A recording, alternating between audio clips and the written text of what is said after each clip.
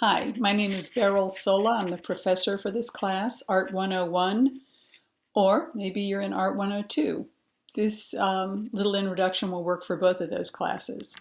So in this class, we are going to be looking at the history of art. We're going to be using academic resources that you will find that I will give you on the internet. So it's really important that you have great internet. And if you don't, this may not be the class for you. That's primary. You'll also be asked to do additional research, so expect that.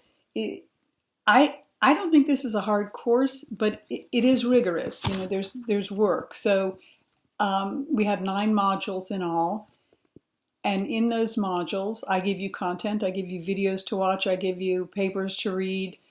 Some of the stuff is directly from the internet, and some of the stuff I've rewritten and made a little easier for your consumption. But you'll read that, and it's crucial that I know it sounds silly to say, it sounds like I shouldn't have to say it, but I'm going to say it. You need to read the material before you do any of the assignments. And all of this is cumulative, so information you get from Module 1 is going to be applied in Module 9, and with everything in between. So please give yourself lots of time. Because we don't meet face-to-face, I assume 3 hours a week of research lecture that I provide online, and then you still have to do homework. You still have to do that part of it. So it's not any easier than a regular class, is my point. So with each module, we start off with content that you'll read. Sometimes if I can find something funny or clever, I'll throw that in too, just to lighten your load. Then for your homework, I'll ask you to do 3 different things. One is to write a 1,000-word paper generally. Sometimes it changes, but generally it's 1,000 words. So I'll grade you on the assumption that you do 1,000 words or more. More is fine. Less will lower your grade. It will significantly lower your grade if it's more than, say you turn in a 300-word paper for a 1,000-word assignment. You're not going to get much of a grade. It won't just be 1 grade lower. It'll be significantly lower. So hopefully that won't even be an issue, because all of this content, all of this information is so rich and lush and full. I mean, people write books and books and books and books. So you can certainly write a 1,000-word minimum paper. So that's part 1. I'm not crazy about an introduction. In fact, I'll go beyond that. I don't want an introduction, and I don't want a summary. This isn't an English paper. It's only 1,000 words minimum, and it's a lot of content. So jump right in and give me factual information. It's important that the information comes from a reliable source. Don't go to Uncle Joe's art history blog. Go to the Metropolitan Museum of Art. Go to other academic resources. Don't go to Wikipedia. Wikipedia is fine for just to peruse a subject and get a sense of the content, but that's not an academic resource. So with your papers, you'll do additional research in addition to what I give you, and then you will always cite your resources at the end of the paper. You can use any format you like. I don't care. I just want to see where you're getting your content from. Briefly about plagiarism. I have found over the years that students don't really understand what that means. A direct quote, if cited, if said this is a direct quote from this book by this person, that's fine. That should make up no more than 10 to 20% of your paper. If your entire paper is direct quotes, even if you cite your sources, it's still not your work. You're just assembling. You're assembling this and that and putting it together and putting your name on it, but that's still plagiarism. All of the work that you turn in, and I kind of hate this, but it is what it is, as they say. All of the work you turn in goes through a filter and in Canvas, and this filter is frighteningly accurate. So it gives me the percentage of each paper you turn in of how much is your work and how much is not. And if that number is over 20%, I'll return the paper to you to rewrite because it's not your work. So it gives me that breakdown, and then it shows me exactly where it comes from. So that's the part that kind of scares me. It's a little too intrusive, but still, for our purposes, for academic purposes, just be aware that that filter is in place and that the work should be your own. And you should know this by now. You're in college, but you reword, you rephrase, you find additional information to support your idea. If you have any trouble writing, we have a great writing center and they will help you. They'll do it online, they'll do it in person. Don't wait to the last minute, but never a good idea.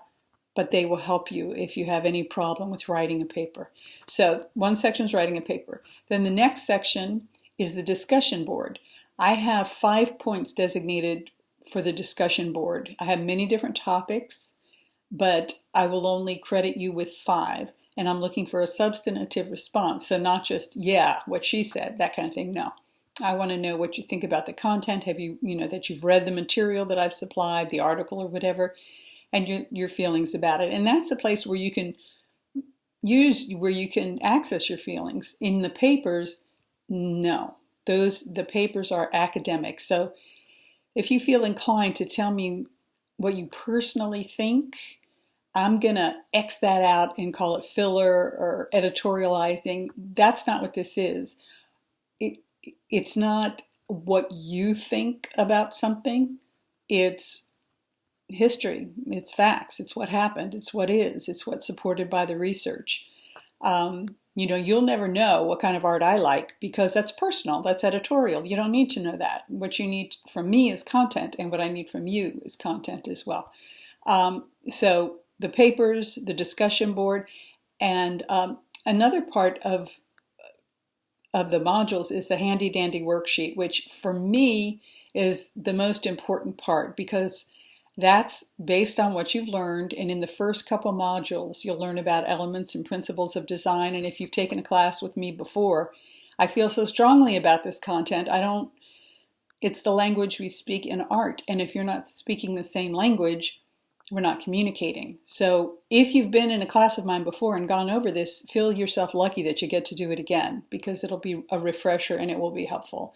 And you'll learn more about it. I learn more about it. I learn more about what these things, these principles and elements of design mean every time I teach this course or studio courses because it's a rich vein of information. And the more I learn, the more my thinking expands. So that will be a part of your learning too. Because there are a lot of different ways to look at art. We're interested in actual history. We're interested in what the artist has to say, if that's possible.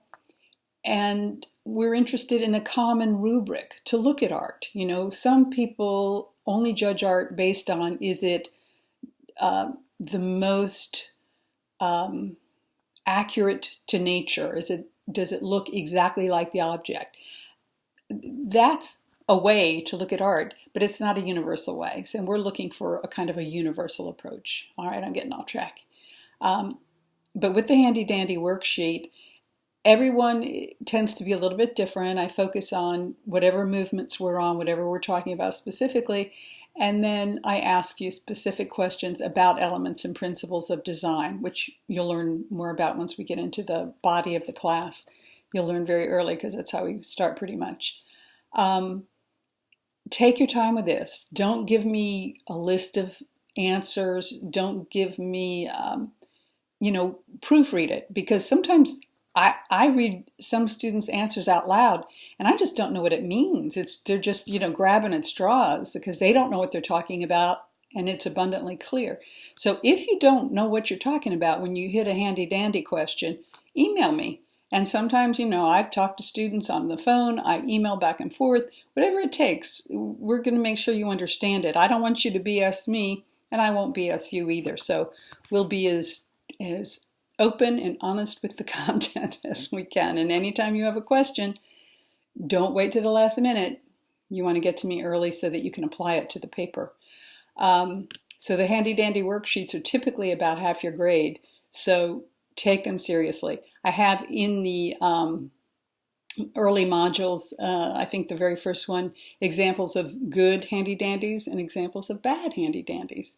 So you can look at those and I think hopefully understand pretty clearly. And I probably maybe even made a video about it too because I love the videos.